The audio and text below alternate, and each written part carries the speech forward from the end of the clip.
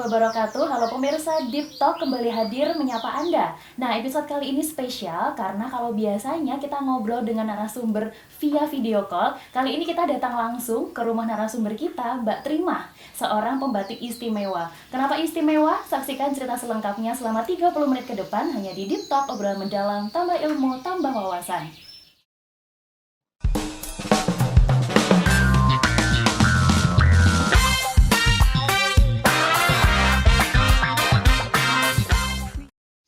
Oke, Assalamualaikum Mbak Trimah. Waalaikumsalam Apa Mbak kabar? Mahmud. Oke, jadi Mbak Trimah ini adalah seorang penyandang disabilitas tunadaksa yang membatik menggunakan kaki. Oke, mungkin Mbak Trimah bisa cerita dulu tentang kondisi disabilitas yang Mbak Trimah alami ini seperti apa sih?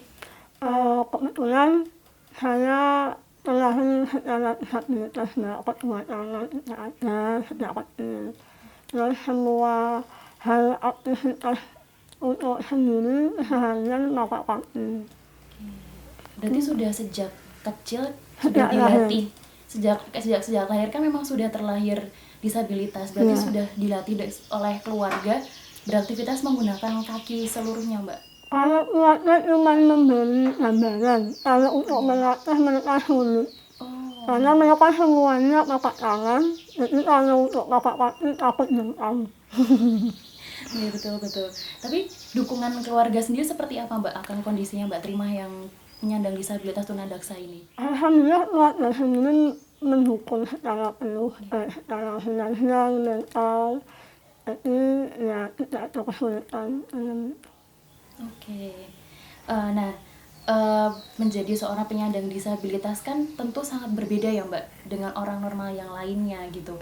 Apalagi sekarang Mbak Trimah sudah berkeluarga, sudah punya anak juga. Nah, menjalani hari-harinya seperti apa Mbak? Kalau seperti apa, sebenarnya sama kayak orang lain banget, mereka melakukan aktivitas ya masak, ya memandikan anak, ya melipat baju, ya semua hal. Bahkan kalau saya kan ada tambahan membatik ya, yang membedakan hanya memakai tangan dan kaki. Kalau ditanya bagaimana rasanya, saya nggak tahu karena saya nggak pernah merasakan pakai tangan gitu. Tapi merasakan kayak kesulitan nggak Mbak? Karena kan mengasuh anak juga gitu, ada kesulitannya nggak sih Mbak? Alhamdulillah jauh ini enggak mbak, cuman kalau secara emosional iya. Kalau secara fisik untuk ngasuh anak, alhamdulillah anak saya pengertian mbak, dia bisa menyesuaikan kami karena kami sama-sama disabilitas, ayah ibunya ikut disabilitas, anak saya bisa menyesuaikan alhamdulillah. Kalau suami disabilitasnya apa Mbak? Kebetulan suami sangat palsi mbak. Oke. Tapi tetap bisa saling mendukung satu sama lain ya Mbak? Iya, alhamdulillah bisa.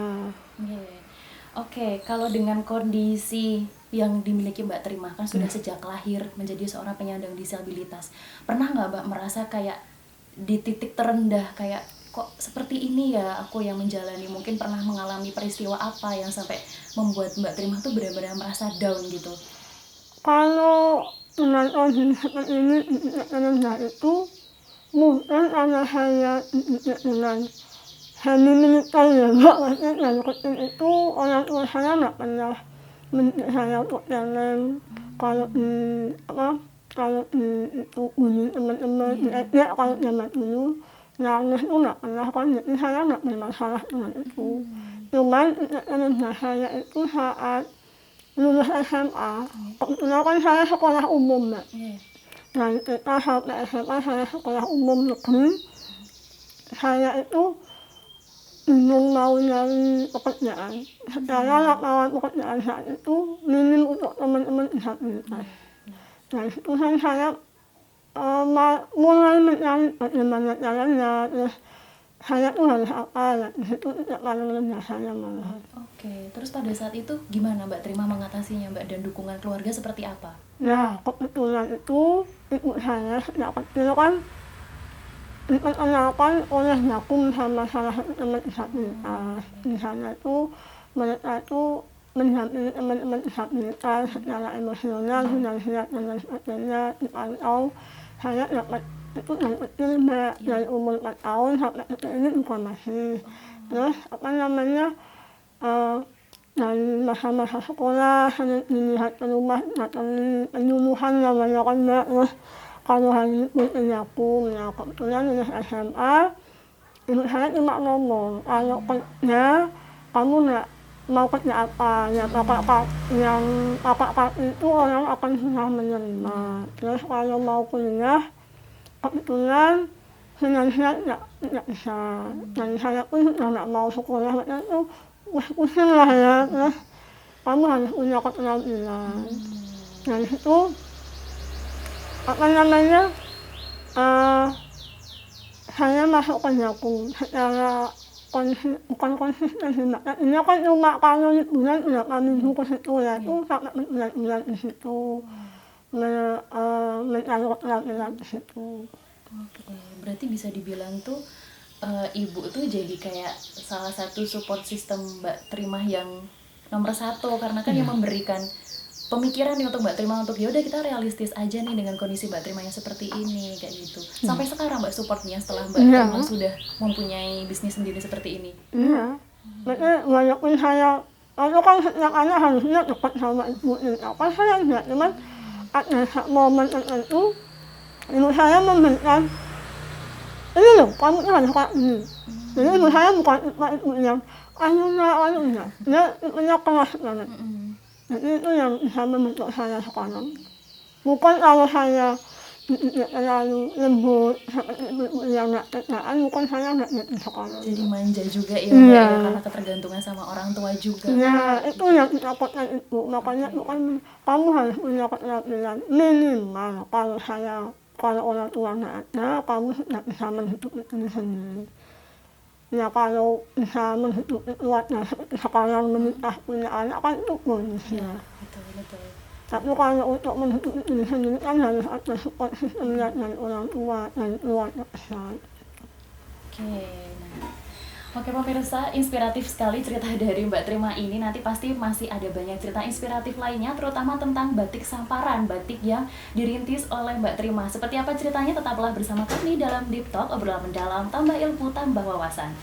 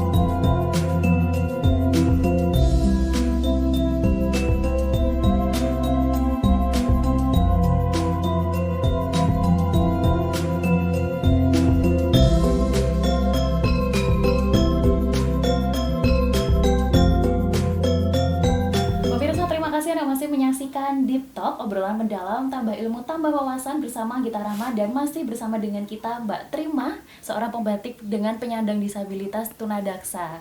Oke, tadi kita di awal segmen sudah menyaksikan Mbak Trima ini praktek ya membatik menggunakan kaki. Oke, Mbak Trima mungkin bisa diceritakan nih bagaimana sih awal mula pada akhirnya Mbak Trima tuh tergugah dan terdorong untuk aku ikut pelatihan membatik aja nih gitu. Awalnya itu bukan membatik Mbak yang saya ambil Mbak. Keterampilan waktu itu adanya hanya salon, masak, menjahit, kayaknya cuma itu. Terus saya ambil menjahit waktu itu. Lolos semua seleksi, bikin pola lolos, bikin hitungan lolos. Cuman waktu harus praktek, kan harus masang sekotip dari bawah karena mesinnya masih lama itu kan Mbak. Kaki saya kesangkut waktu mau keluar kan. Dan itu saya udah mulai ngamuk gak mau. Terus ditanya maunya apa. Saya waktu itu kan saya tahun 2010. Saya ingat waktu tahun 2006 ya aku pernah punya pelatihan membatik. Di situ saya cuma ngomong aku pengen batik. Dan orangnya yang waktu itu mengaku suka sanatnya seorang untuk keterampilan itu kaget tuh.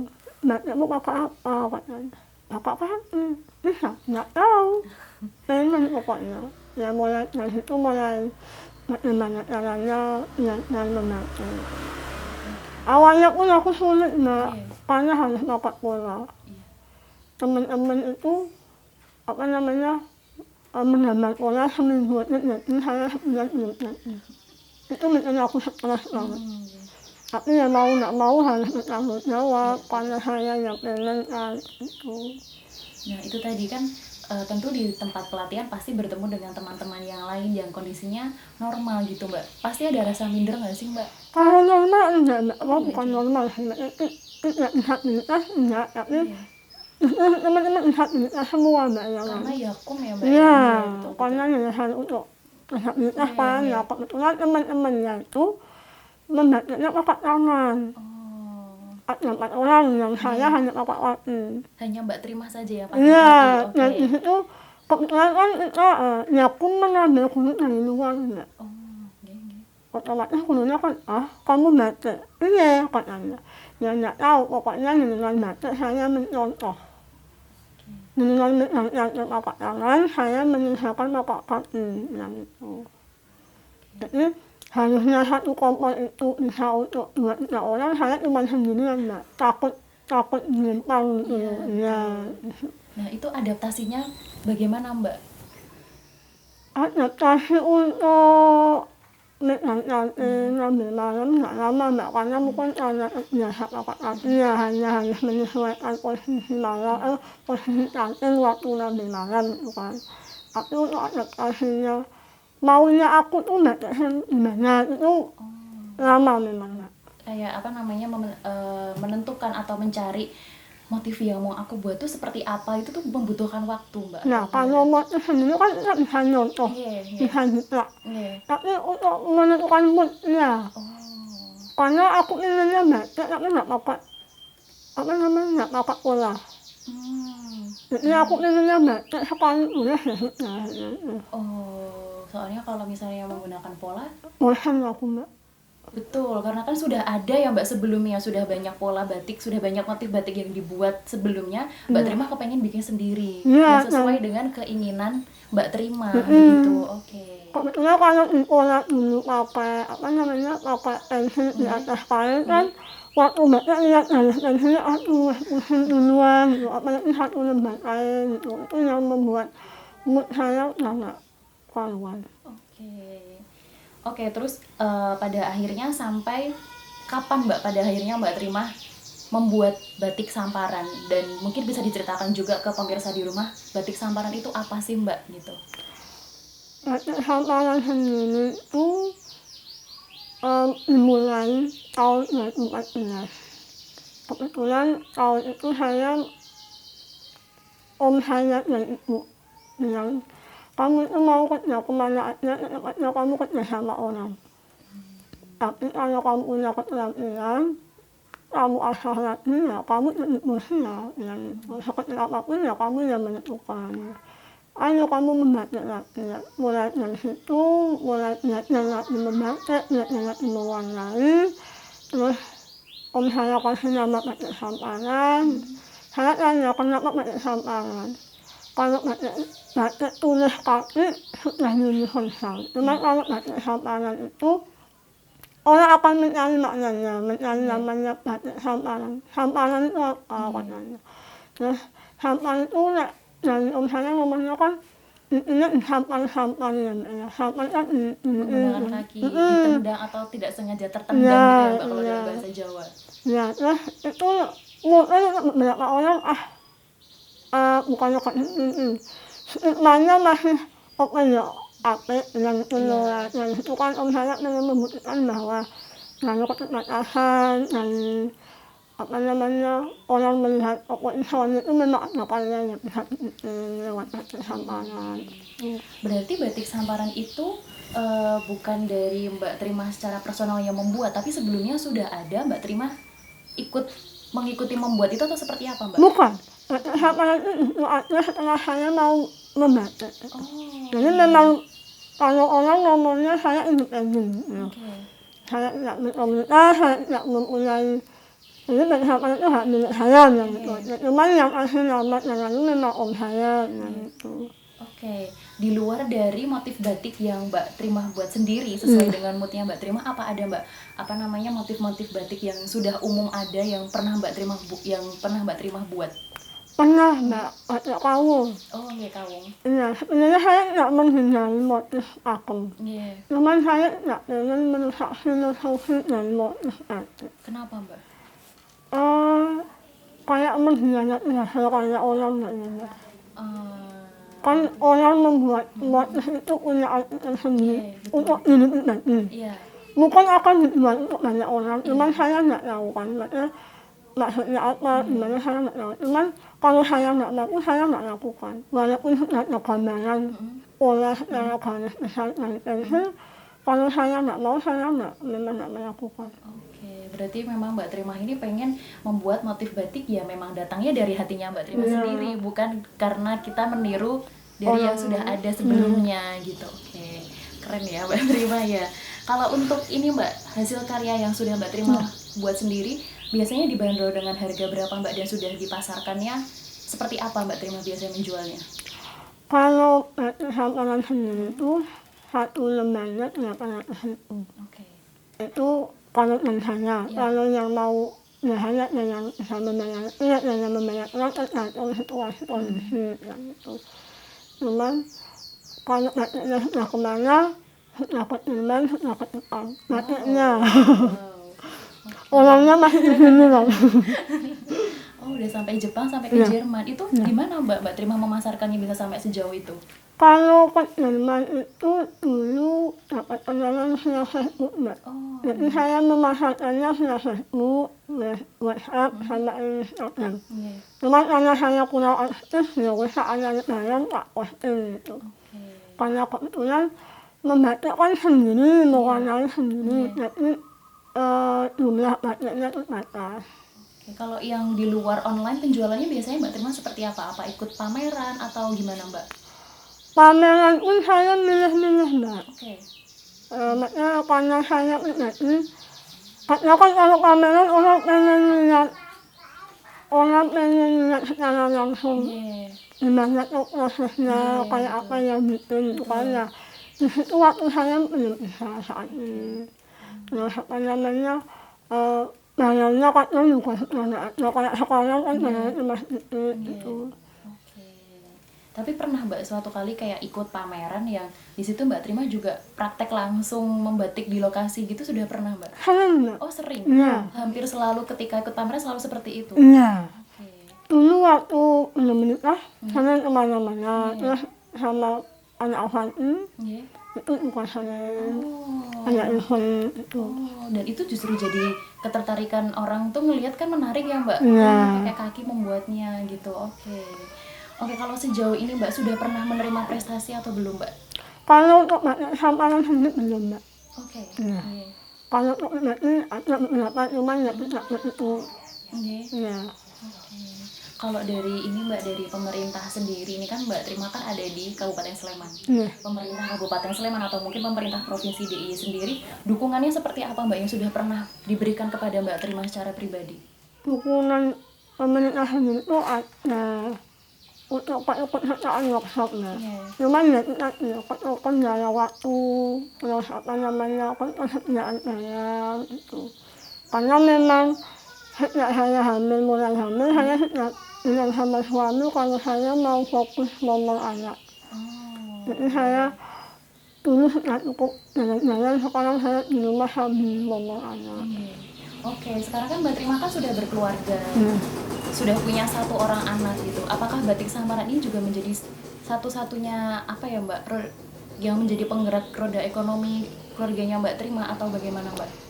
Kalau penggerak roda ekonomi enggak Mbak. Iya. Kami saya berarti cuman buat uang jajan istilahnya itu. Kalau tetap penggerak tetap dari suami. Oke, tapi setidaknya dengan kondisi yang Mbak Trima punya, Mbak Trima tetap bisa berkarya dan yaitu tadi menghasilkan untuk diri sendiri Iya, setidaknya ya Mbak ya. minimal untuk keperluan pribadi Iya. ada, untuk jajan anak ada. Oke, pemirsa, apa sih yang membuat Mbak Trima masih tetap optimis sampai sekarang dengan kondisi yang Mbak Trima punya? Kita simak jawabannya usai jeda. Tetaplah bersama kami dalam Deep Talk, obrolan mendalam, tambah ilmu, tambah wawasan.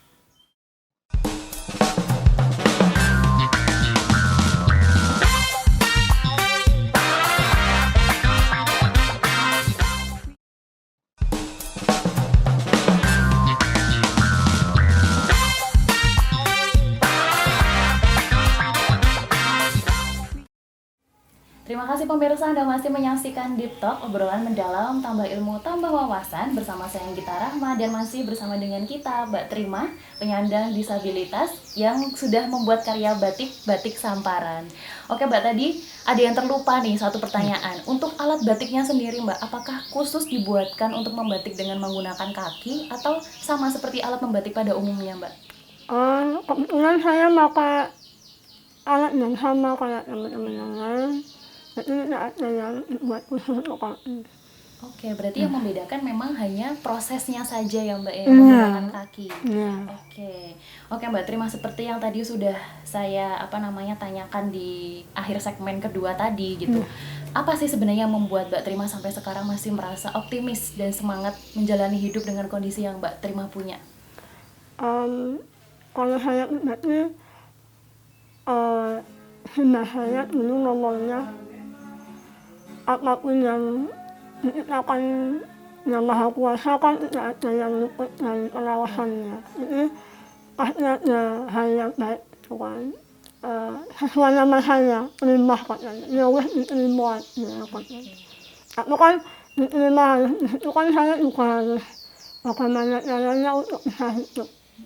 Minimal setara sama teman-teman yang lain bisa kerja, bisa beli kuota untuk sekolah, bisa apalah yang itu ya.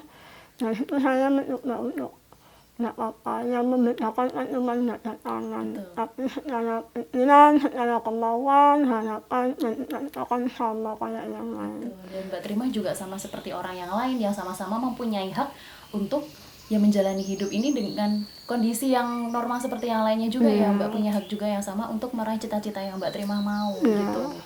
Oke, dari pengalaman hidup yang sudah Mbak Trima jalani sampai sejauh ini, dari pandangan yang Mbak Trima sendiri, gimana sih Mbak kondisi dunia terhadap orang penyandang disabilitas itu seperti apa kalau dari pandangan Mbak Trima?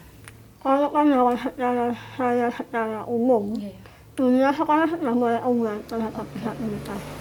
Kalau secara khusus untuk dari cara pandang saya secara disabilitas, itu tergantung pada disabilitasnya sendiri. Maksudnya kalau disabilitasnya sendiri tidak mau aware dan open mind, dia tidak bisa memiliki kesempatan untuk ini loh saya terhadap dunia luar itu akan sulit.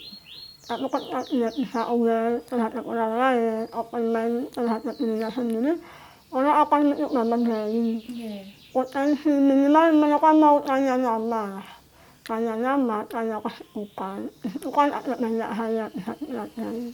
Dari masing-masing kayak secara pihak media sendiri mempelajari dunia luar seperti apa, terus dunia luar mengetahui kami seperti apa. Cuman ya itu tadi tergantung pribadi Iya, masing-masing. betul sekali. Oke, mungkin tadi Mbak Trimah bilang kalau pada saat ini memang orang sudah mulai aware, mulai membuka mata kepada teman-teman penyandang disabilitas. Tapi dulu Mbak Trimah pernah mengalami momen dimana kayaknya bakal susah cari kerja nih dengan kondisi yang menyandang disabilitas gitu. Apa sih harapan Mbak Trimah ke depannya, terutama untuk masyarakat umum terhadap para penyandang disabilitas? Sekarang ada undang-undang untuk pemerintah menentukan setiap perusahaan ada teman-teman disabilitas di dalamnya. Ya. Nah, kembali lagi teman-teman disabilitas siap tidak untuk disamakan dengan, karena kan mereka memikirkan untuk setara dengan teman-teman yang lainnya. Mau nggak mau harus ya setara itu ya tindakan yang tambahan jam kerja setiap harinya, terus dengan beban yang sama, dengan lingkungan yang sama, dan mereka bisa menyesuaikan itu. Kalau dari orang-orangnya sendiri mereka pasti membuka kesempatan selagi kamu punya kemampuan. Oke, jadi mumpung kesempatannya sudah terbuka, sekarang ya dari para penyandang disabilitasnya yang juga harus ada effort ya Mbak untuk bisa sanggup gak nih bekerja dengan teman-teman lain dengan kondisi yang berbeda seperti itu.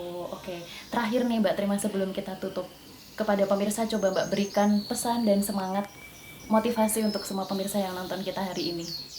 Untuk teman-teman di luar sana, penyandang disabilitas atau non disabilitas, kita memiliki kemampuan, memiliki harapan, kita kemauan besar.